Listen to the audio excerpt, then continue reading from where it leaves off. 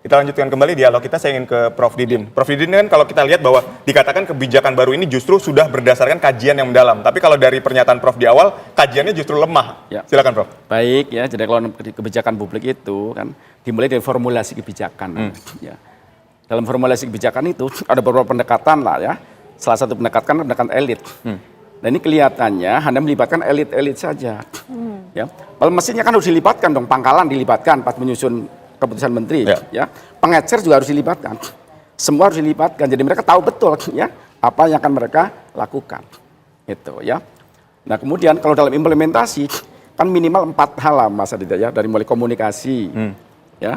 Kemudian struktur birokrasi. Nah, ini strukturnya pun kan belum jelas. Ya. Artinya gubernur kewenangannya apa, bupati kewenangannya apa ya. Mestinya kalau saran saya tadi ya, data-data itu yang berhak menerima justru harus dari bawah. Bila pun dari RT RW, bupati mengajukan ke gubernur mengajukan ke kementerian, ini loh Jawa Tengah butuh sekian ton, ini loh yang berhak. Jadi tidak akan lagi carut-marut seperti ini. Artinya gitu. penerima dari gas LPG 3 kg ini ada kemungkinan salah sasaran, begitu maksudnya? Ya hampir pasti, kalau yang di pengecer kan siapapun boleh.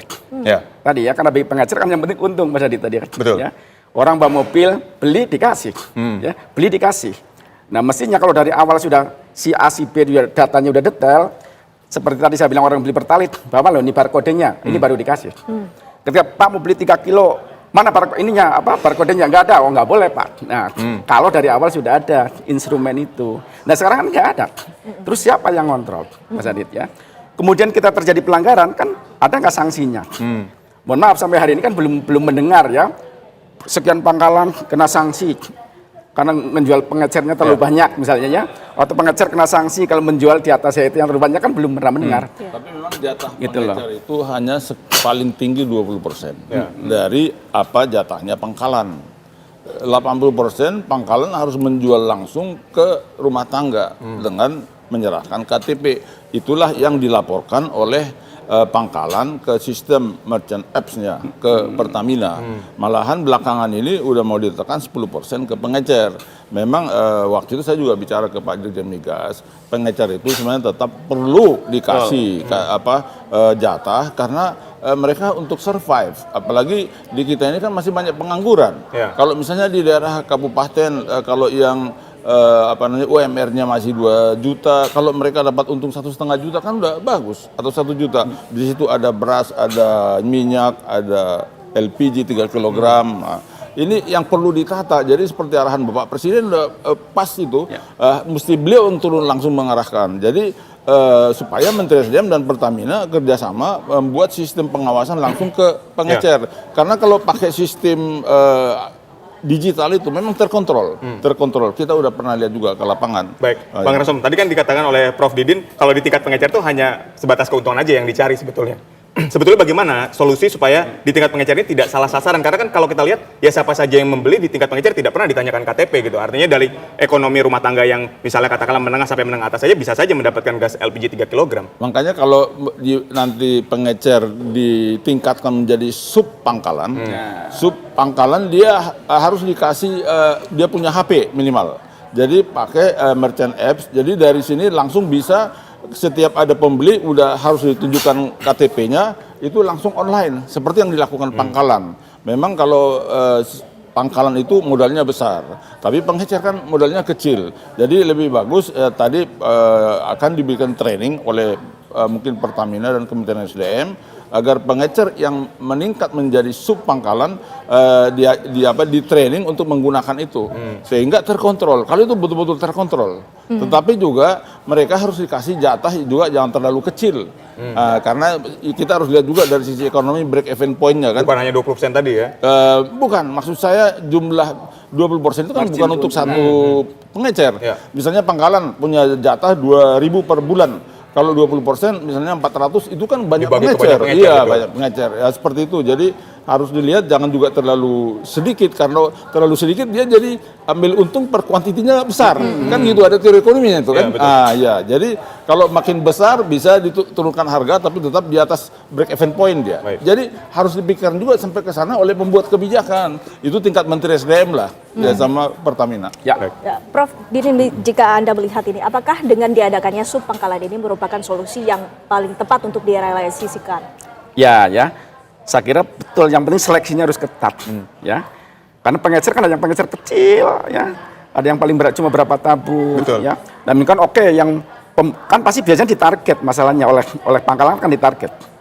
Habis berapa baru dikirim kan, gitu loh. Ketika stoknya banyak itu mungkin minggu depannya nggak dikirim lagi, karena sistemnya kan target. Nah, ketika di target pasti pengecer akan secepatnya, apalagi dijadikan sub pangkalan ya, dia akan secepatnya menjual ya. Nah, itu ya barangkali yang kontrolnya menjadi lemah. Bahkan menurut saya justru tadi betul seleksi ketat betul mana pengecer yang memungkinkan untuk ditingkatkan menjadi pangkalan. Ya. Karena kalau tidak ada seleksi juga bahaya, gitu ya. Dan sebenarnya ada yang lebih mendasar lagi, Mas Adi. Sebenarnya bukan masalah itu aja. Sebenarnya kenapa pertama saya bilang ya, ini kan disparitas harga terlalu tinggi antara yang subsidi dengan yang non subsidi. Yang subsidi kan 6.000 sekilo.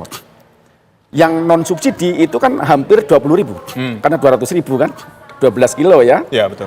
Artinya nah ini kemungkinan besar justru yang saya khawatirkan tadi ya, yang 3 kilo dimasukin ke 12 kilo, itu pengawasannya harus lebih ekstra. Akhirnya tabung-tabung yang 3 kilo kan berkurang banyak. Karena mending dijual ke yang non subsidi. Nah, ini, misalnya gitu. Yang sekarang nggak bisa lagi seperti itu.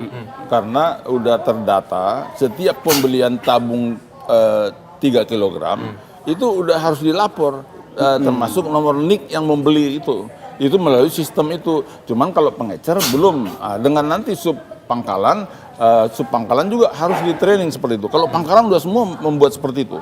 Dan misalnya yang punya pangkalan di desa-desa pun seperti dapil saya, mereka udah bisa membuat itu. Memang hebat juga orang-orang kita, rakyat kita itu sebenarnya cerdas. Kalau diarahkan, diberikan training sebenarnya cerdas. Ya, jadi itu yang tadi arahan Bapak Presiden sudah pas. Jadi pengecer tetap masih jalan, sementara ditata sistemnya yaitu sub pangkalan dan juga di training itu yang jadi sub pangkalan itu, sehingga terdata semua apa yang dibeli. Karena ini sekitar 370.000 pengecer. Ini cukup banyak nih, 370.000. Satu keluarga kalau 5 kali itulah yang harus dihidupi. Jadi ini juga harus tetap di-maintain dengan fungsi pengawasan yang tadi itu udah bagus dengan sistem digital itu. Tapi syarat-syarat lain tidak perlu dikasih ke pengecer, seperti harus punya IMB, harus punya ini di bank, semua tidak perlu. Yang penting data pembeli masuk NIK langsung online ke Pertamina. Udah ada sistemnya sebenarnya. Baik, tapi apakah ini memungkinkan di tingkat pengecer diberlakukan tadi pakai digital, kemudian memberikan NIK kepada setiap mereka yang membeli dan seterusnya? Apakah ini memungkinkan, Bang? Sedangkan tidak semua dari rumah tangga kelas bawah saja yang memakai LPG 3 kg ini. Kalau di training mereka bisa.